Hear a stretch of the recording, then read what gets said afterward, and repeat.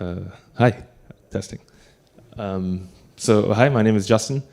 I guess they put me in the marketing track when I listened to a few of the other talks earlier today in this room, but I guess I'm kind of marketing, but we can talk about it.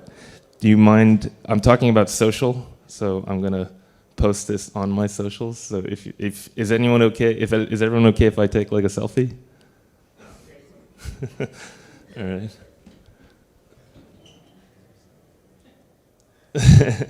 Thanks. Yeah, so for my talk, I'm here to just share some of my thoughts on social and how on-chain, to me, is a natural evolution of social. I think even like when I met with the guys who are volunteering to organize this, they're like, wow, this is a hard topic, because I think the notion of decentralized social is very, if you think the crypto is in a bear situation right now, I think decentralized social as a venture kind of subject is very much bearish at the moment.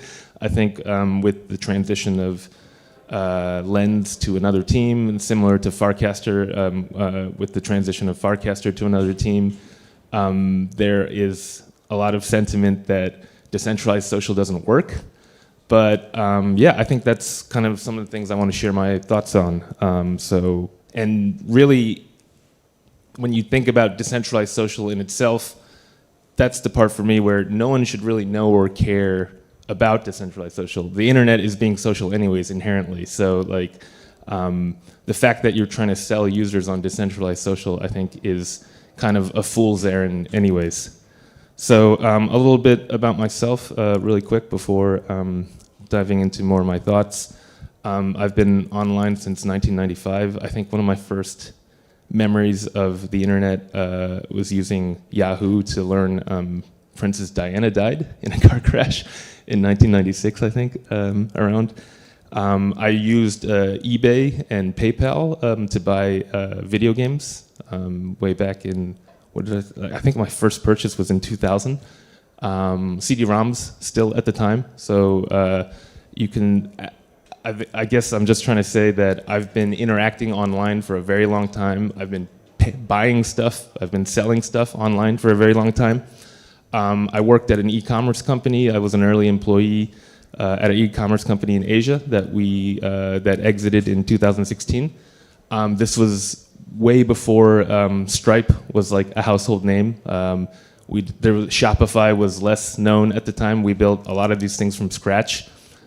Payments in particular was a huge pain in the ass because where I was in Asia, card payments wasn't very like traditional, wasn't typical yet at the time. And so, yeah, I mean, if you think about those kind of things, like time moves very quickly. And today I'm working on a crypto startup that does social reputation, which is why I'm very much interested in social. This is my 5th ECC, and it's my 4th time speaking, but it's my first time coming here for it in Cannes. So I'm very excited. In my opinion, I was sharing earlier, social is pretty much, the internet is inherently social. I think for a lot of like crypto companies, Web3 companies, they like to kind of think that coordination is missing, that collaboration is missing, that tools for alignment are not working. But in fact, like from the very beginning, like if you just look at our IRC chats, if you look at forums, like people were, this has been the DNA of the internet for as long as I remember. I'm not going to pretend like I knew internet in like the 80s or something, but in the 90s internet, like this was what we were already doing. If any of you guys remember, Battlenet was maybe people remember QuakeNet. That's built on IRC.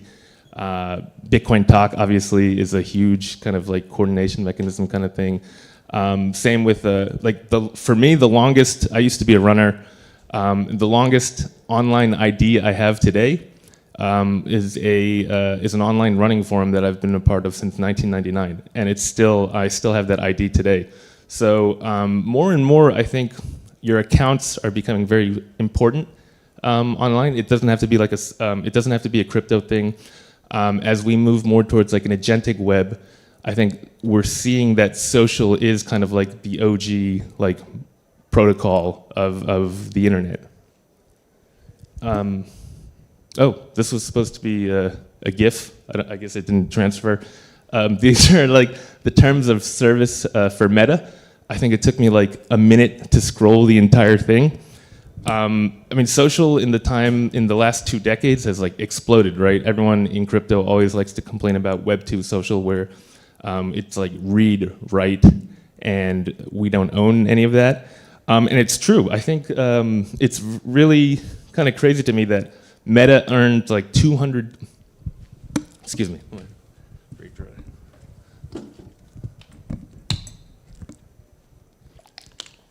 Yeah, Meta earns like per user $270 a year on selling our data, which to me like selling data isn't necessarily like a bad thing. But if we have no control over that, if we have no management over that, if we have no say over that, that kind of configuration, and it's really. I think it kind of goes to show that more and more users today are very aware that the internet is, I mean, this phase of the internet is kind of declining. We're no longer, we're no longer in control of how we present ourselves. And I think particularly in the age of the agentic web, that becomes more and more clear as we need to be indexed, we need to be discovered. And if the companies that are controlling that are not able to give us more configuration on that, we won't be discovered. We will, and especially with payments, I think right now in crypto, like the hottest thing is like agentic payments. That's how we're going to get paid. And there needs to be a way that we can be discovered in order to get paid. So, like I was saying earlier, I think the approaches we have taken so far, framing things as decentralized social is not sexy. Like, it just does not sell. I think the notion of it in general, people are very attracted to, because then it goes to what I was just talking about. It kind of gives you the notion that, oh, I do control my data. I do, this platform is mine, or my content on this platform is something that, that I control. It's something that I can sell or not sell. But honestly, if no one's using those platforms, what's the point, right? Like, I think that that's always been kind of like the criticism of Farcaster, like 37 accounts or something, 37 users. Same with Lens. I think they try to claim like a few million accounts, but how many of them are actually active? How many of them are not bots? How many of them are not coordinated kind of efforts to just airdrop farm?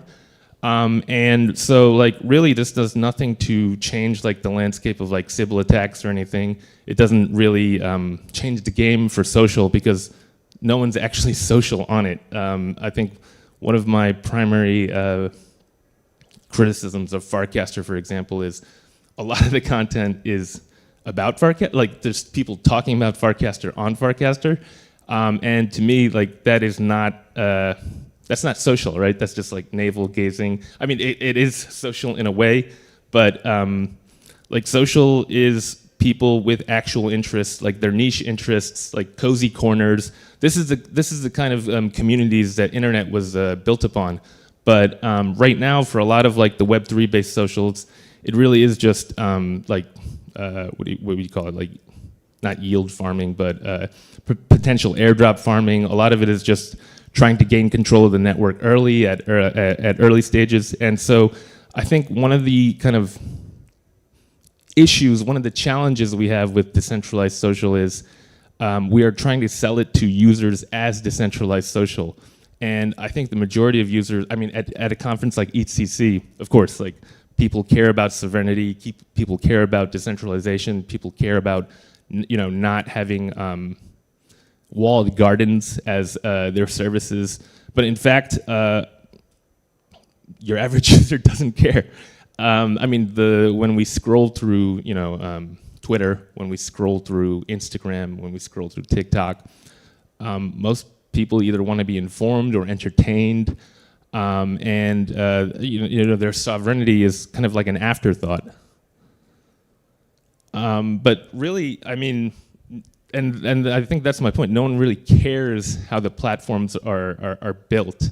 I do think more and more that people are aware that at the least that they want a little bit more control. We are seeing, I think, have people seen like when your parents post on Facebook, like there was a time when I think it was like a paragraph where people were sharing like, Mark Zuckerberg does not own my data. Like I, by virtue of posting this, like you cannot like use, you cannot sell my data or whatever. Those kind of virality things are built for attention. Those are like more attention economy oriented things. But in general, no one, people want utility. People want convenience. They don't want to really care about like data portability and things like that. But at the same time, like we've seen these sorts of solutions work historically on the internet. Napster is a great example of like P2P software that's extremely, well, I don't know if people are young enough to or old enough to remember Napster here. It's a great example of how like really janky P2P tech was adopted by people because they wanted the value it provided. Similar to iterations on P2P file sharing after with LimeWire, Kazaa, things like that. And we, you know, modern home computing was not so convenient 20 years ago. You had to install stuff locally. You had to learn how to run those things, run those applications, configure your settings to access this kind of software. And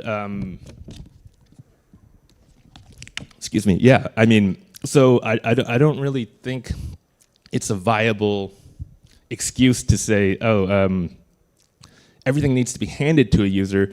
We just need to give them the tools with the right value proposition. And to say that decentralized social is dead, in my opinion, is kind of a false flag, kind of. It is more important than ever, but at the same time, it can't be packaged as like a decentralized social solution. Similarly, I don't know, like, are people using Signal now? How many people in this room use Signal? Yeah, Signal is like, but there's like 3 of you in this room of, I don't know, like 20, 30 people. Like, more and more we're making progress. I think Obsidian is like catching kind of more and more users these days. But at the same time, like, it's a slow burn. And I think that's it's really a result of people not caring about the user experience the way they should. Like, the user experience shouldn't be built around, oh, my value prop is decentralized social. The user experience should be built around the value you're actually trying to provide to your users. Which in the case of the internet, which in the case of social, which in the case of being on chain is social connectivity. And like I said, I think it is happening. I think people are more and more increasingly aware that they don't want big tech to completely wall their gardens. Big tech, on the other hand, in my opinion, like the phrase of big tech, I don't think big tech is inherently evil per se. Like, I don't think it's a bad thing that services like Facebook, Snapchat, whatever exist. But at the same time, big tech also realizes like it's a huge risk. It's extreme exposure for their user base more and more as cyber attacks are more common today. Like, as we live our lives more and more digitally, it's just natural that these sort of resources will be attacked. So I do think interoperability is happening, which is the underlying idea of decentralized social. I think more than half the top apps and websites today use something like passkeys through Apple or Google. WhatsApp is now powered by Signal as well. That's like 200 billion users that kind of have a little bit more control over their accounts and their data. And yeah, even more and more like decentralized tech, interoperable tech is becoming fashionable. I think, is anyone using Beeper to consolidate their messaging and everything? I think Automatica, the guys behind WordPress, which is also an extremely decentralized protocol, just I think recently acquired text.com and rebranded it as Beeper. I mean, it's as our digital footprints grow, which is again social. It's increasingly clear that we need a way to be interoperable, but at the same time mindful of users' data. So I think why this is becoming more and more clear for me as a thesis is on the agentic web, it's just going to be infinite bots. If you're active on any kind of social media, if you've ever had like your own content like slightly go viral, or if you've ever seen someone else's content go viral and go through the replies, I think more and more like the vast majority of this content is through a botnet or like coordinated manipulation efforts. Like that doesn't necessarily have to be a nefarious thing. It doesn't mean like someone's trying to change your opinion on the US elections or something. It's like it could just be, I don't know, a contest for 1 year's supply of McDonald's or something. Like there are things to gain on the internet, and there are always like coordinated efforts to game any sort of like value that's being shared on the internet. And I think that's just gonna skyrocket as we are seeing more and more kind of agentic personalities exist. Even us as accounts, we're going to start having agents that do tasks for us online. That sounds like I'm saying there's like a robotic butler or something, but it's less about having like a butler and more about being indexed and discovered, because more and more like our digital selves is how we'll build our livelihoods. And if you're not found, you won't be able to participate. And so I always like closing with this kind of slide. For me, this is where we are right now. This is like this is basically the history of the browser, the web browser.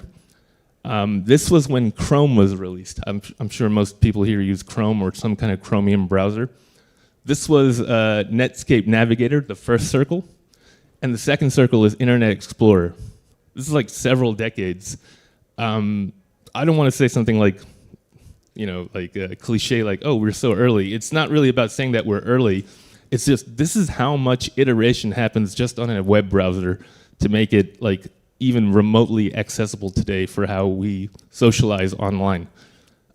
So this is the context. This is why I think decentralized social is still very much relevant, especially on chain.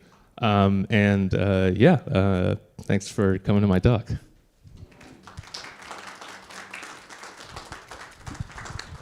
Now we have 2 minutes for questions. These are my socials if you do want to connect. Hey, Martin, thanks for the, Justin, thanks for the talk.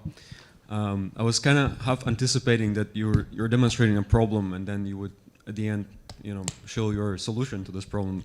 But I'm really curious to hear that, if you have that. I try not to, especially with these community conferences, I know a lot of people go to talks to just shill their products and stuff. So I try not to shill my product. I do think for me, one of the interesting things right now happening in decentralized social is ad protocol on Blue Sky. I do think the problem is interoperability for as we have more presence online.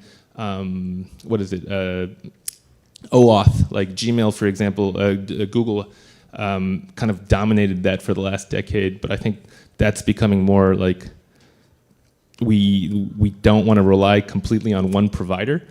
So to me, being able to do OAuth, being able to have a digital ID is increasingly, to me, I see that as a problem.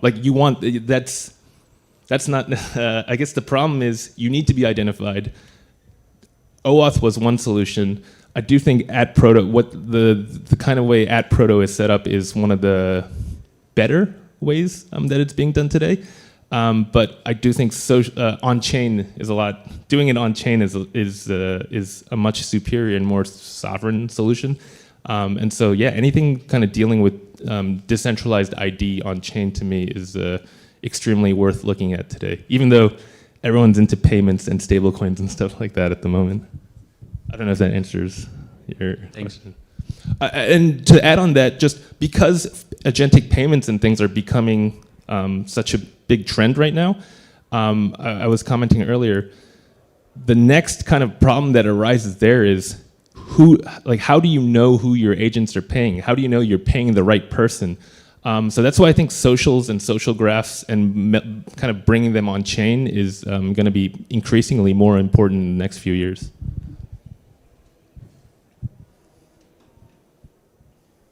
Okay, so thank you.